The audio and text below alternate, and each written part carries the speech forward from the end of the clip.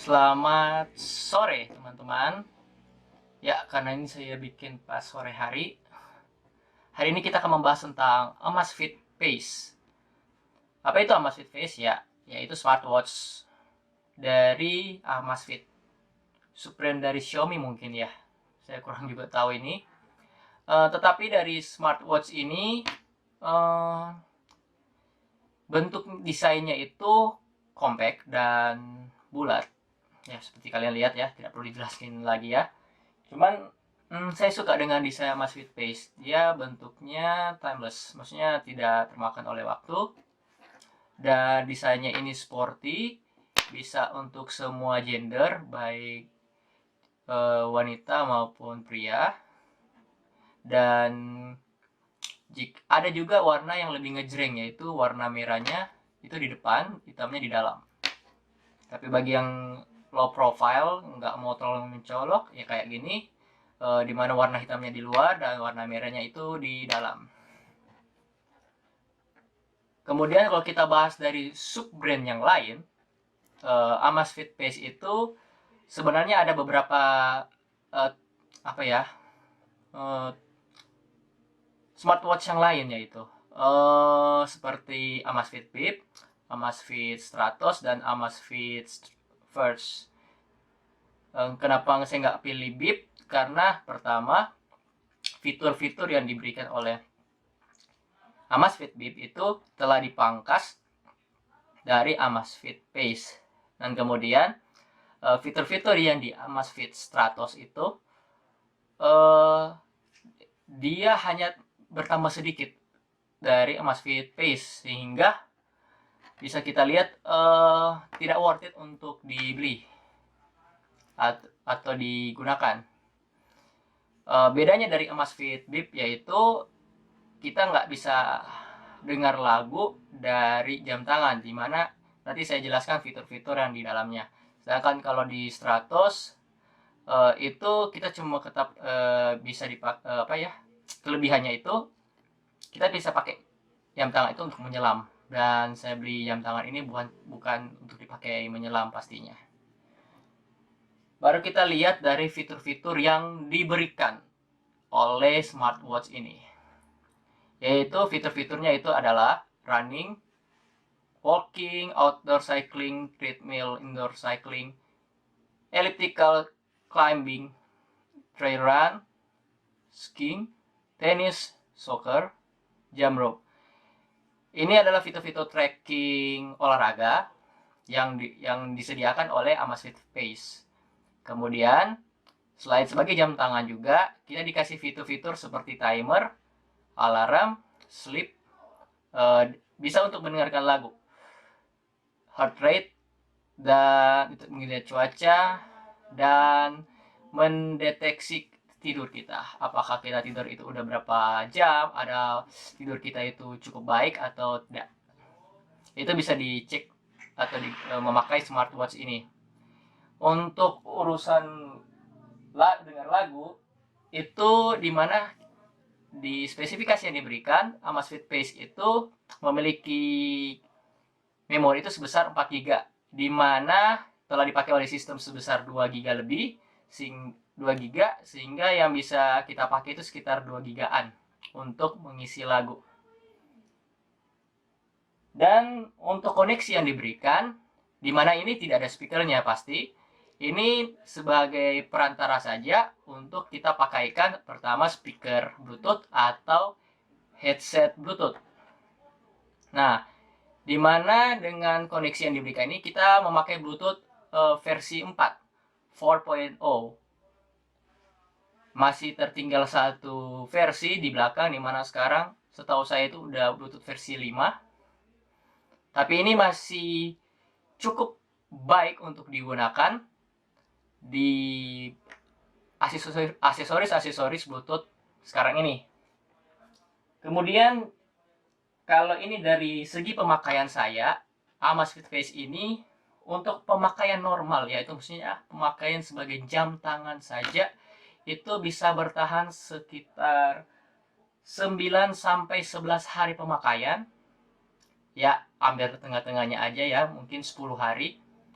dimana saya settingsnya itu ini gimana itu ya, maaf, dimana saya menyetingnya itu ini dalam kondisi mati, dimana notifikasi itu di silent, kemudian masuk mode pesawat, sehingga kita bisa mendapatkan waktu untuk standby jam tangan ini bisa lebih lama dari pada kita memakai secara reguler, atau dimana fitur-fiturnya kita gunakan semuanya.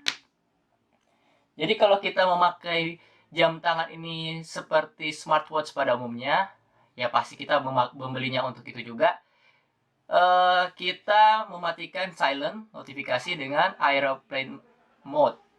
Kita mematikannya, dimana kita bisa menampilkan fitur WhatsApp, telepon, dan sosmed-sosmed lainnya. Jadi jika ada notifikasi dari HP kita yang sudah kita sambungkan ke telepon kita atau smartphone kita, maka akan muncul di jam tangan kita, dimana notifikasi itu akan di jam tangan ini akan bergetar, menunjukkan bahwa ada notifikasi yang masuk di handphone atau smartphone kita. Nah, kemudian untuk mendengarkan musik non-stop. Jadi kalau kita memakai smartwatch ini untuk mendengarkan musik seperti ini, dimana harus disambungkan ke Bluetooth headset atau speaker Bluetooth, itu setelah ketika saya memakainya itu bertahan sekitar 7 jam pemakaian.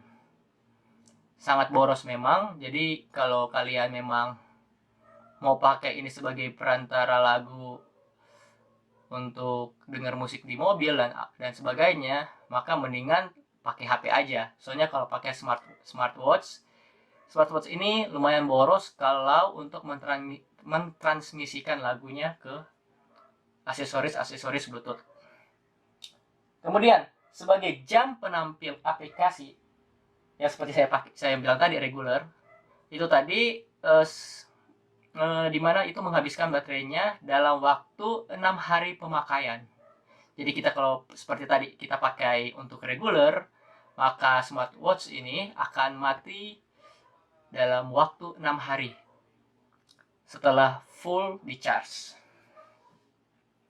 Kemudian dari segi pemakaian chargernya, yaitu seperti ini, dimana kalau kita mencharge smartwatch ini dengan charger bawaan, dengan charger 2 ampere, ini smartwatch ini bisa penuh dalam waktu kurang lebih 2 jam. Jadi ya, kalau kita mau jogging mendingan malamnya itu kita charge dulu supaya kita nggak ribet, atau paling kurang kita charge 1 jam lah sehingga bisa terisi sekitar 50-an%. Kemudian fitur-fitur lainnya yang tidak kalah penting yaitu pertama waterproof, dimana jam tangan ini sudah bersertifikasi IP67. Tapi dari pengalaman saya dan mendengar reviewer dari luar, bahwa jam tangan ini paling tinggi pun itu hanya dibenamkan di dalam air mungkin sekitar 30 cm dan tidak terlalu lama, atau sekedar mencuci tangan, mandi dan sebagainya. Tapi jika kita memakainya untuk berenang, di mana berenang itu mungkin sekitar 1-2 meter, sangat tidak disarankan, atau sambil berenang di pantai atau air asin, karena sangat-sangat merusak. Kalian tahu kan kalau air garam itu bisa merusak barang-barang elektronik.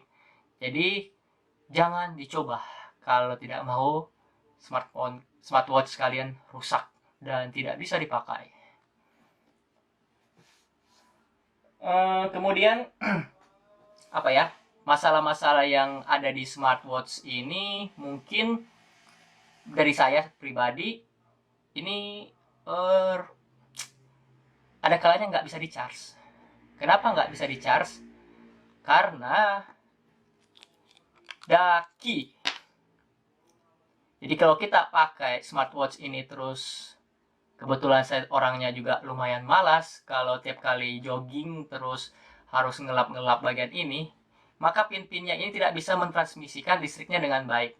Jadi ketika smartwatch kalian di-charge terus tidak bisa untuk di-charge, coba periksa pin yang di belakang jam tangan ini, kemudian kalian bersihkan memakai seperti peniti atau jarum, sehingga ini daki-dakinya bisa dibersihkan dan bisa connect lagi dengan pin charge bawaan dari Amazfit.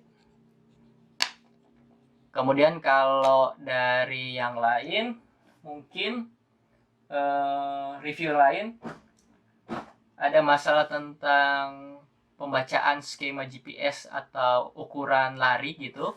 Itu kembali lagi karena kita harus merestartnya dulu, alias mematikan dulu terlebih dahulu smartwatch ini, kemudian kita pakai sebelum kita pakai lari jogging, untuk memastikan bahwa jumlah jarak yang kita sudah tempuh itu sejalan atau akurat sesuai yang kita tempuh. Itu saja.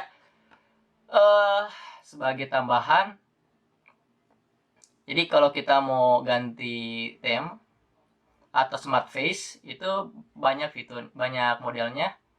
Cuman seperti ini temanya ini kita bisa download di ketika jadi Google Amazfit Face, kemudian pilih yang Amazfit Face untuk mendapatkan fitur-fitur yang